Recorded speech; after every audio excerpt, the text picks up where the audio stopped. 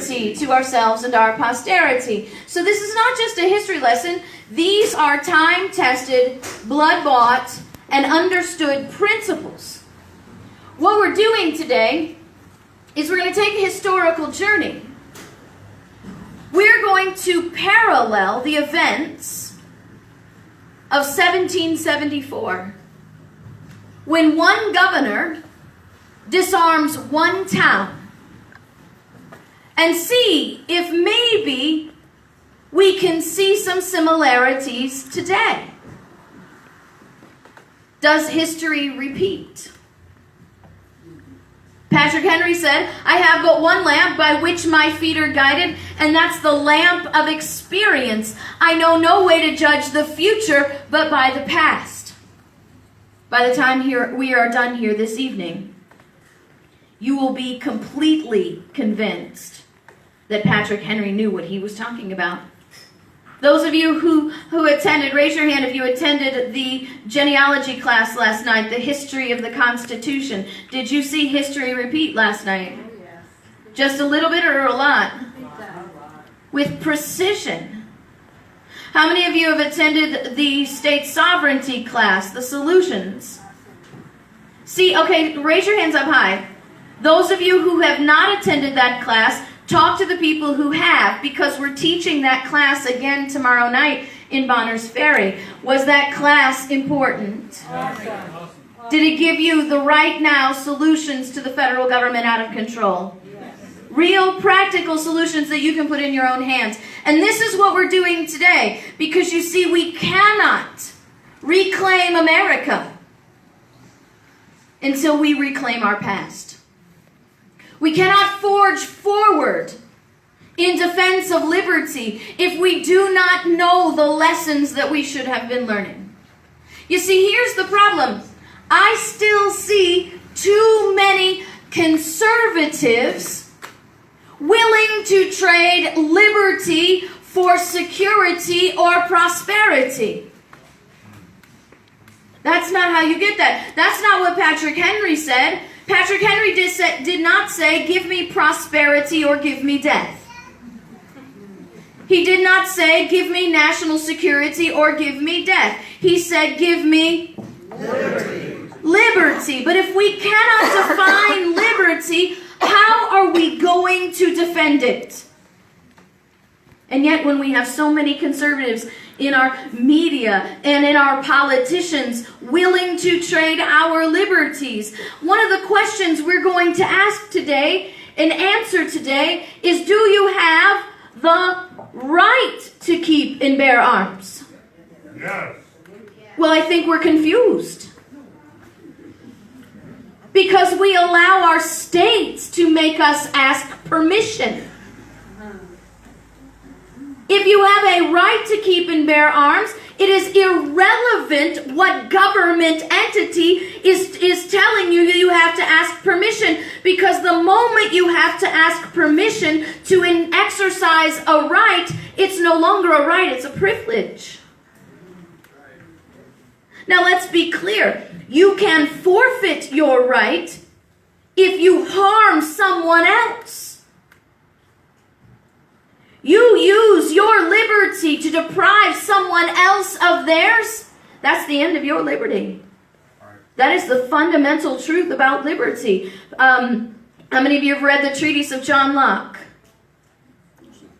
Okay. How many of you have understand the principles of natural law? Natural law, John Locke. All of our founders knew. Benjamin Franklin wrote about it in the Silence Do-Good letters as well, that liberty should know no bounds except that you cannot harm another. Samuel Adams said, "Among the natural rights of the colonists are these: first, life; secondly, liberty; third, property; together, number 4, with the right to protect and defend them in the best means possible." Your right to keep and bear arms stems from a natural right. Samuel Adams said it all stems from the first law of nature, the right of preservation. I wonder how much we'll love our prosperity when our governments are regulating us out of our lives and our land. I wonder how much we're going to love our national security when we no longer have the right to defend ourselves. Because if you have to ask permission to defend yourself, then your life, your very life becomes a privilege. So let's look at this history and see what our framers knew when they believed that everybody had a right to keep and bear arms. Now, we didn't invent liberty in 1776. Our liberty movement, our independence movement from Great Britain did not begin in 1776. And as a matter of fact, our independence movement from Great Britain actually began in 1761 with this man, James Otis Jr. James Otis Jr. was an attorney who had received the highest post that an attorney can receive from the king. So remember, in the early American colonies, we were all subjects of the crown of Great Britain. And the king and parliament assigned jobs. The king assigned James Otis Jr. with the responsibility of enforcing the laws of the crown, ensuring proper prosecution of those who broke the laws.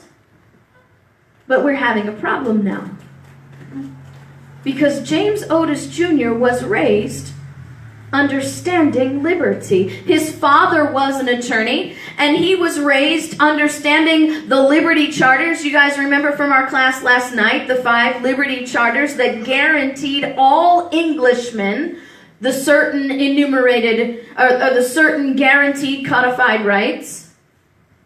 Government could not, we didn't invent this stuff.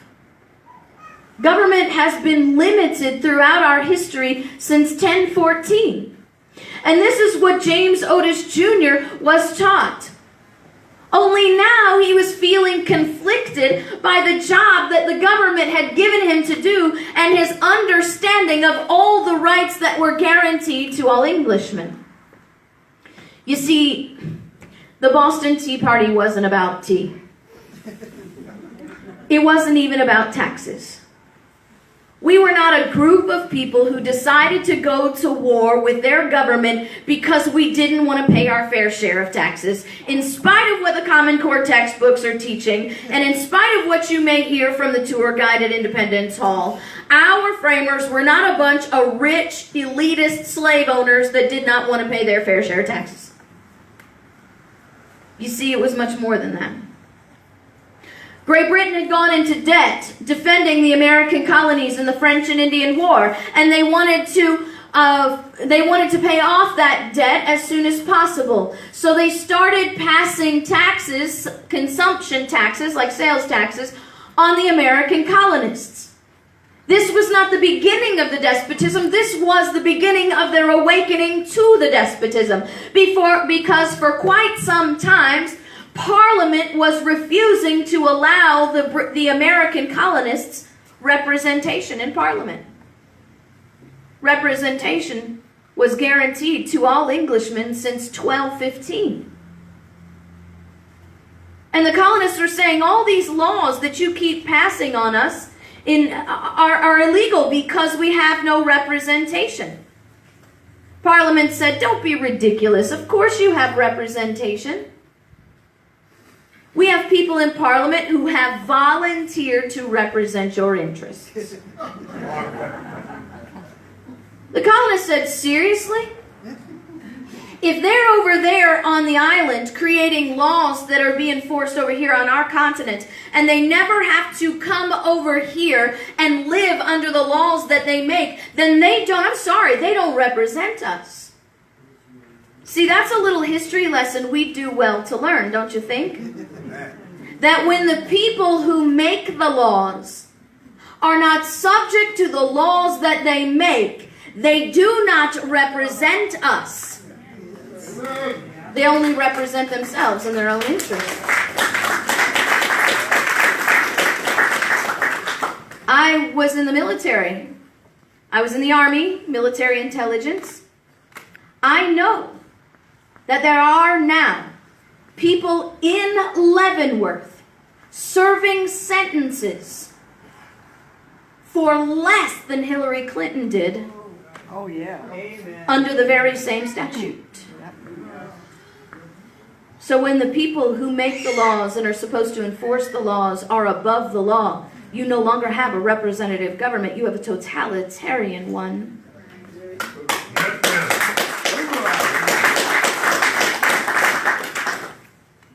So they decided to pass these consumption taxes because they weren't listening to the colonists, right? They had no representation, no reason to listen to them. And they started taxing certain specific things so that they could recoup their debt quickly. They taxed linen, lumber, sugar, tea, paper, and ink. Now, of that list of taxes, what do you suppose was the most offensive tax to our framers? And it wasn't tea. Sugar? Paper and ink. And it wasn't a freedom of press issue either. Because you see, our right to due process had been established since 1215. Clauses 38 through 40 of the Magna Carta established that English subjects had a right to due process. And they said, wait a minute. In order for us to exercise our right to due process, we have to pay the government a tax to get paper and ink, because you can't engage in your right to due process without filing paperwork with the court. And they said, by having to pay a tax on paper and ink, it turns our right to due process into a privilege. And that is despotism. Because you see, if the government can decide who, where, when, and how you exercise your right to due process, you have no recourse in a system of corrupted courts. Well, they weren't collecting their taxes quick enough, so they got a brilliant idea. We can maximize our revenue from these consumption taxes by mandating that the colonists purchase the taxed items. And if they refuse to purchase the taxed items, we will arrest them. That's part of the pretended offenses that Jefferson was talking about in the Declaration of Independence. We will arrest them, we will throw them on a boat, and we will send them to Canada to be tried, to Quebec specifically, to be tried for their crimes. Why Quebec? Well, technically they were okay because Quebec was a British colony at the time. But it was a unique British colony because Quebec had successfully petitioned Parliament to keep French law in their borders. And French law does not give you a right to a trial by jury of your peers. That was something codified in British law. So no law is any good unless you can enforce it, right? So we're mandating that the colonists purchase the taxed items. How do we make sure they're doing that? Well, that's just simple and easy. We'll give the tax collectors and the customs agents the authority to search and seize the homes and the businesses without due process, without proper warrants. See, we didn't go to war with our own government over taxes or tea. It was legislation without representation, mandated purchases, warrantless searches, denial of due process, and being subject to foreign courts and foreign law. Go ahead, test me out. Read the Declaration of Independence. You've got to get to the 17th grievance before you see any mention of taxes. So now we have a problem. Because James Otis Jr. is well-versed in history. He is well-versed in the liberties that are guaranteed of all Englishmen. And now the king is telling him, your job is to enforce these warrantless searches. And he can't do it. So he resigns his position. Now, Otis, as an attorney, could simply go back to practicing law, hang up a shingle and do what attorneys did in 1761, but that's not who Otis was. He couldn't stand by and watch this happen, this to his friends and family members and countrymen. So he started trying to inform the public about how the government was violating their liberty by violating their right to property and privacy, violating their right to be secure in their persons, houses, papers, and effects against unreasonable searches and seizures. He started teaching, he started handing out pamphlets, he started writing in the newspapers, he started doing everything that he could to inform the people. He became a whistleblower. This former government employee who became aware of the government violating the liberties of the people by violating their right to privacy and property became a whistleblower. Are we seeing any parallels already? Anybody know the name Edward Snowden? Okay, so this is probably going to chap a few people, but I'm sorry, the truth is not fair and balanced, and I think we need to just get this out there. Edward Snowden is not a traitor. Edward Snowden told us what the government was doing behind our backs in violation of our guaranteed essential natural rights. Where would we be today in our awareness if Edward Snowden had said nothing? I mean, seriously, if you're going to get mad about this, you need to get mad at the NSA. You need to get mad at the FBI. You need to get mad at the DOJ for violating our rights, not for Snowden exposing it. And that's what Otis did. Exposed the government's trampling on the liberties of the people. Think about that. Where would we be if Snowden hadn't told us what we did, what the government was doing? Last year, the Wall Street Journal did a Freedom of Information Act request on the Department of Justice. Found out in this Freedom of Information Act request, the Department of Justice last year admitted that they have been using those cameras in the interstates and on your street corners to take pictures of our license plates and document the occupants of our vehicles and storing them up since 2008. If you'd gone to your neighbor in 2008 and said, "Did you know the federal government is taking pictures of us as we drive our car and they're storing up those pictures?" what would your neighbor have told you in 2008? You're crazy? But now the government is admitting they've been doing that since 2008. Doesn't that sort of beg the question of what they're doing now they're not admitting to?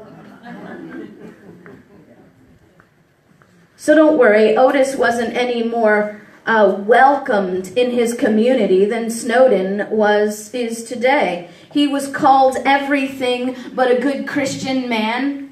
He was outcast in his communities. He was told by fellow lawyers, "Shut your mouth, Otis.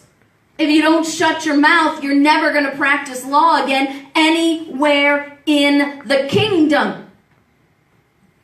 Can you imagine the people coming to Otis? "What's the matter with you, James? Why are you so upset about the government wanting to simply enforce the law? Are you possibly one of those people that doesn't want to pay their fair share of taxes? You don't want the government to enforce the law because you have something to hide? Is that why you're opposed to this? Sounds to me like you're hiding something." Otis would say, "I have nothing to hide. I have everything to preserve." Otis was finally approached by two business owners because, you see, these searches and seizures were completely arbitrary. Handwritten warrants, quite literally, Standing on the porch, the agent with a pen and a quill, or with a quill and a paper saying, Colonist Smith, by the authority vested in me by the crown, I will now search and see, signed me. That's it. No due process, no checks and balances. Those were guaranteed since 1215. And then they would search and they would seize. Complete arbitrary power. Now just imagine how this works, right? You have a friend who is a customs agent, and your business competitor is giving you a hard time. So you just send your friend, the custom agent, over to raid your competitor, and then what happens? What if you have an agent that's got a grudge, who doesn't like you? Then what is secure when there is no check and balance?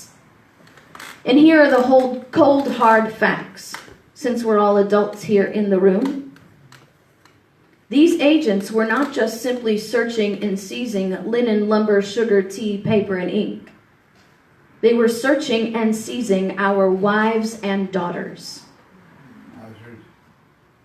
Let me ask you, how many people exercising arbitrary power, how many people have to exercise arbitrary power before that power becomes evil? Just one. How many realize it's a matter of human nature that evil people gravitate to arbitrary power?